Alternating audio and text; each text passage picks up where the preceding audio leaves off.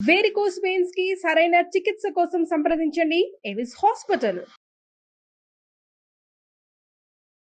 నమస్తే రమగారు. నమస్తే జయ.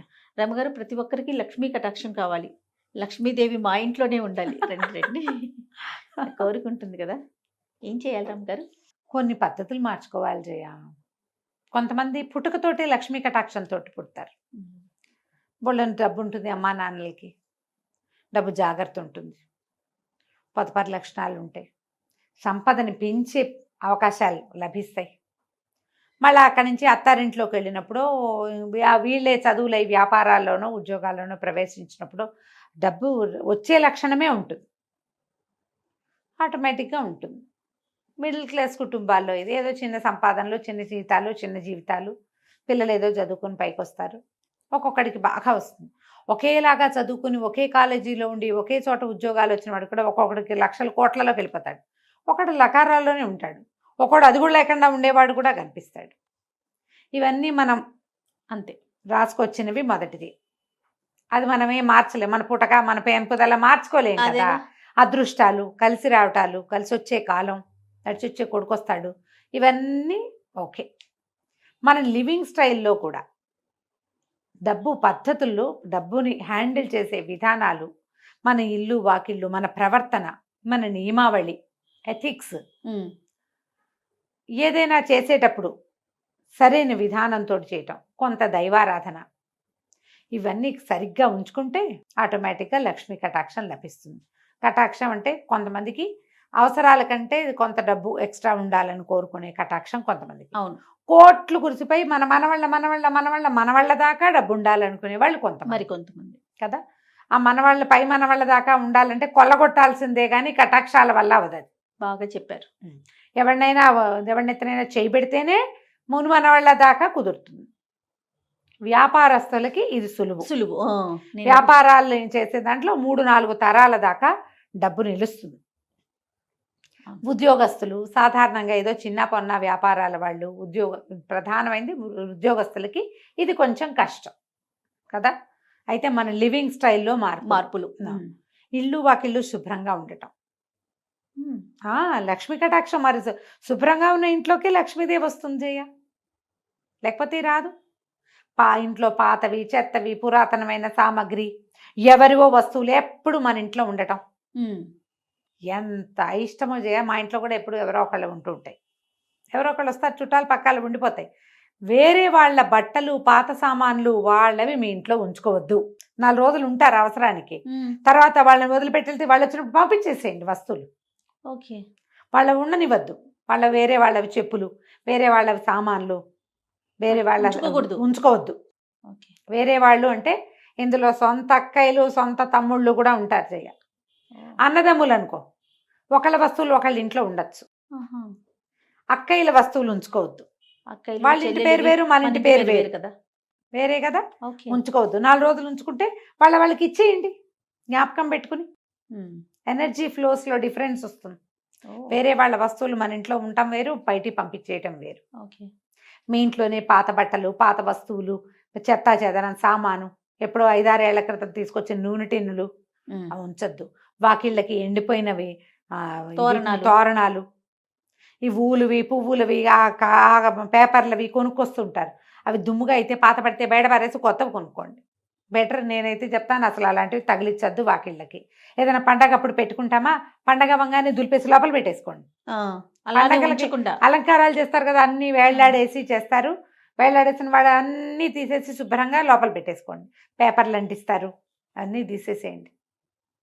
ఇంట్లో పాత నూనె కాగితాలు, కవర్లు, అవి ఇవి చెత్త చెదారం ఉండనివ్వద్దు. ఇల్లు క్లీన్గా ఉంచండి. ఖర్చులు పెట్టేటప్పుడు అవసరమా కాదా అని 2-3 సార్లు బేరీజ్ వేసుకుని ఖర్చు పెట్టండి. ఈరోజు ఖర్చును రేపటికి వాయిదా వేసుకోండి. ఇది పెద్ద మన స్లోగన్ అనమాట. అది ఖర్చుని వాయిదా వేయటం. అది అన్నీ కాదు, కూరలు, నార్లు, పులుసు, పప్పు వాయిదా వేయలేం కదా. పెద్ద ఖర్చుల్ని వాయిదా వేయండి. ఈజీగా కొనుక్కునే విధానాలు ఏమున్నాయో అవి యాప్ చేయండి. శుక్రవారం ఖచ్చితంగా దీపారాధన చేసుకోవటం, ఇంట్లో నమస్కారం చేసుకోవటం, వీలైతే ఒక దేవాలయ దర్శనం చేయటం. ప్రతిరోజు దీపారాధన చేస్తే చాలా మంచిది. వాకిలి గుమ్మం శుభ్రంగా ఉంచడం, వాకిలి గుమ్మంలో చక్కగా ముగ్గు, గుమ్మానికి కొంచెం పసుపు కుంకుమ. ఈ గుమ్మంలో పాలు పోయటం, వాకిట్లో పసుపు కుంకుమ వేయటం చేయబోకండమ్మా. నేను చాలా నమ్ముతాను జయ. నేను కొన్ని వాకిళ్ళలో చూస్తే శుక్రవారం ముగ్గేసి పసుపు కుంకుమ వేస్తారు. నేను చూస్తాను. ఇప్పుడు ఆ పసుపు కుంకాలు ఏనాడు ఎప్పుడు వేస్తారో తెలుసా? అసలు పసుపు కుంకుమ వెయ్యకూడదమ్మా. మీరు వేయాల్సింది ఏమిటి?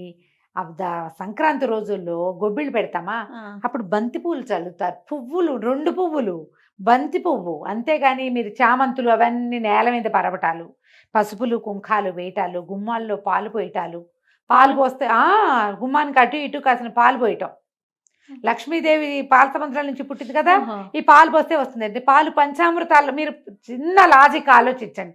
ఎక్కడో చదివి ఉంటారు, ఏ గురువు గారో చెప్పుంటారు, అది పోసాకే మనకేదో వచ్చిందని మీరు నమ్ముతారేమో. కానీ ఒక్కసారి కొంచెం చిన్న లాజిక్ ఆలోచించండి. పసుపు కుంకుమ పువ్వులు పరమ పవిత్రమైన వస్తువులు. కుంకుమ చిటికడు చేయి జారి పడితే ఎంత పీకుతుంది మనసు. అయ్యో అయ్యో అయ్యో పడిపోయింది పడిపోయింది పడిపోయింది, అదైపోయింది ఇదైపోతుంది అనుకుంటావు. నువ్వే వాకిట్లో వేస్తావా దాన్ని? తొక్కుతాం కదా. ప్రధానమైంది ఎవరెవరో ఏ చెప్పులతోటో ఏ కాళ్లతోటో తొక్కుతారా? తొక్కిన వాడికి తొక్కిన పాపము, తొక్కించిన పాపం నీది, వేసిన వాడిది పెద్ద పాపం కదా. వేయకండి, అక్కర్లేదు. మీరు వాకిలి గుమ్మం శుభ్రంగా ఉంచుకోండి. వాకిట్లో ఒక ముగ్గేయండి చక్కగా. ఏ చాక్పీస్తోటో వేసుకుందాం. ఇది వరకు బియ్యపిండితో వేసేవాళ్ళు. ఇప్పుడు మనమంది గచ్చులు అరుగులు, ఏవో మొజాయిక్ స్టోన్స్ గిన్స్ ఉంటాయి కదా, అన్ని రకరకాల స్టోన్. ఏదో వేసుకోండి ముగ్గు. వాకిలి చక్కగా అందంగా. పచ్చటి మొక్కలు 2 వాకిట్లో ఉంచుకోండి. ఇంట్లో తులసి మొక్కని వెళ్ళిపోనివ్వకండి, నిద్రపోనివ్వకూడదు తులసమ్మని. ఒకవేళ తులసి నిద్రపోతోంది, పోయేలాగుందంటే ఇంకోటి తెచ్చి పెట్టుకోండి. ఎప్పుడు కూడా తులసిని ఉంచుకోండి.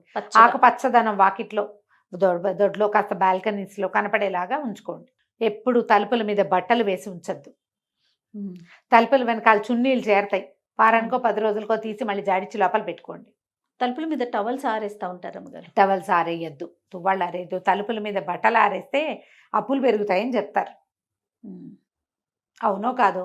అవన్నీ అసహ్యంగా ఉంటాయమ్మా. అందంగా ఉండదు ఆ వస్తువు, ఆ విషయం బాగుండదు. తలుపుల్లో దుమ్ము ఉంటుంది, ఆ దుమ్మంతా మన ఒంటి మీదకి చేరుతుంది. ఏ పురుగు ఏదన్నా చిన్న అవి వస్తాయి కదా ఒంటి మీదకి, టవల్స్ మీదకి. కొంచెం ఈ దేవత అర్చన విధానాలు అవి మార్చుకోండి. కొంచెం ఎవరికైనా సహాయం చేయాల్సి వచ్చినప్పుడు శుక్రవారాలు సాయంకాలం, శుక్రవారం నాడు కబుక్కున్న డబ్బులు ఇవ్వద్దు ఎవరికి. అంటే ఇప్పుడు మీరు పని చేయించుకుని పని మనిషికి జీతాలు ఇవ్వచ్చు, తప్పులేదు, పని చేస్తుంది కాబట్టి ఏదైనా మనం కొనుక్కోవచ్చు అవసరమైతే. కానీ ఒట్టిగా ఇచ్చేటప్పుడు శుక్రవారం ఇవ్వకండి, మిగిలిన వారాల్లో ఇవ్వండి. ఈ శనివారం పూట ఇవి ఉంటాయి కదా, కాయిన్స్ అట్టు పెట్టుకోండి, వీటిని దానం చేయండి. ఎవరైనా వాకిట్లోకి ఒక ముద్ద అన్నం పెట్టు అని అడిగితే తప్పకుండా పెట్టండి. ఏదో వారంతో పని లేదు. ఓ తిండి పదార్థం ఏదైనా ఒకటి, ఒక లడ్డు ఉంది, ఏం లేవు, కూరనార లేవు, ఆ లడ్డు అయినా ఇదే ఉందని చేతిలో పెట్టండి. అలాంటివి అపార్ట్మెంట్లలో పైకి ఎవ్వరూ రారమ్మా. అవును, పైకి రారు, అందరు కిందే కనపడతారు. ఎవరన్నా చేయి చేస్తే శనివారాలు తప్పకుండా ఒక కాయిన్ దానం చేయటం పెట్టుకోండి. కాసిన కాయిన్స్ బ్యాగ్లో వేసి పెట్టుకుంటే సాటర్డే మనకి ఎవరైనా కనపడ్డారు, వాళ్ళ చేతిలో 2-3 కాసులైనా పెడుతూ ఉండండి. ఇవన్నీ పాత విధానాలే, పాత పద్ధతులు. ఓకే. సో లక్ష్మీ పూజ చేసుకుంటారు. మీ ఓపిక ఉంది, మీకు చేత వస్తే చదువుకోండి. లక్ష్మీ కటాక్షం కలగటానికి పెద్దవాళ్ళు మొదటి నుంచి చెప్పింది కనకధారాస్తవం, అది చదువుకోమంటారు. ఓకే. ధన ప్రవాహం కనిపిస్తుంది అని. మీకు వచ్చేది ఎక్కడైనా ఉండి అవకాశం ఉండి చేతికి రానప్పుడు ఈ కనకధారాస్తవం చదువుకుంటే శుక్రవారాలు మంచిది. రోజు చదువుకోగలరా? మహత్తరంగా ఉంటుంది. అంతే. చదువుకోలేరు, శుక్రవారం ఒకనాడు చదువుకున్నాం. శుక్రవారం రాహుకాలం పొద్దున్న 10:30 నుంచి 12 గంటల లోపల 10:30కి దీపం పెట్టేయండి. ఇంకా కొంచెం ముందే పెట్టగలిగితే మంచిది. అది రాహుకాలం అంతసేపు వెలిగేలాగా చూసుకోండి. 12 గంటల దాకా దీపం ఉండేలాగా చూసుకోండి. ఏదైనా దేవాలయ దర్శనం చేయండి శుక్రవారాలు. లక్ష్మీదేవి అంటే మామూలుగా విష్ణువాలయాల్లో పక్కన అయ్యవారి పక్కన లక్ష్మీదేవి ఉంటుంది కదా, అమ్మవారు ఉంటారు, అక్కడికి వెళ్ళండి. ఇంట్లోనే లక్ష్మీ పూజ చేసుకునేటట్టయితే పూజ చేసుకోండి. శుక్రవారం మహాలక్ష్మి పూజా విధానం, ఎంత చిన్న పుస్తకం దొరుకుతుంది. నిత్య గౌరీ శుక్రవారం మహాలక్ష్మి పూజా విధానం, 5 రూపాయలు 10 రూపాయల పుస్తకం ఉంటుంది. నిదానంగా కూర్చొని చదువుకోండి. తేలికపాటి శ్లోకాలే, బరువు ఉండదు. షోడశోపచారాలు చేసేయండి లక్ష్మీదేవికి. శుక్రవారం మీరు ఓపికగా పూజ చేసుకోగలిగితే అంత శనగపప్పు వేసి బియ్య పాయసం, క్షీరాన్నం చేసేసేయండి. శనగపప్పు లక్ష్మీదేవికి ప్రీతి అని చెప్తారు. అంతే. వీటితో పాటు శుచి శుభ్రత ప్రధానమైంది. మీ ఇల్లు క్లీన్గా ఉండటం. రైట్. అంతే. దాంతోపాటు మీ డైలాగ్ చెప్పట్లేదు, మనసు క్లీన్గా ఉంచుకోవటం. మనసు క్లీన్గా ఉంచుకోవాలి. చిరిగిపోయిన బట్టలు కట్టుకోకండమ్మా. ఓకే. బట్టలు చిరిగినాయి అనుకో, అది కొత్త చీర పారేలేవు, బాగా గట్టిగా ఉంది, ఏదో పొరపాటు నుంచి కుట్టేసి కట్టుకోండి. ఒక స్టిచ్ వేసేసి దాని మీద కట్టుకోండి. మురికి బట్టలు అవి ఉంచకండి ఇంట్లో. ఎప్పుడు బట్టలు శుభ్రంగా చేసుకోవాలి. ఒకవేళ వారం అంతా కుదరలేదు, థర్స్డేకి మొత్తం ఫినిష్ చేసేయండి. విప్పిన బట్టలు అని. శుక్రవారం ఇల్లు క్లీన్గా ఉండాలి. రైట్. అప్పుడు లక్ష్మీ కటాక్షం లభిస్తుంది. తప్పకుండా రమ్మగారు. నమస్తే. నమస్తే.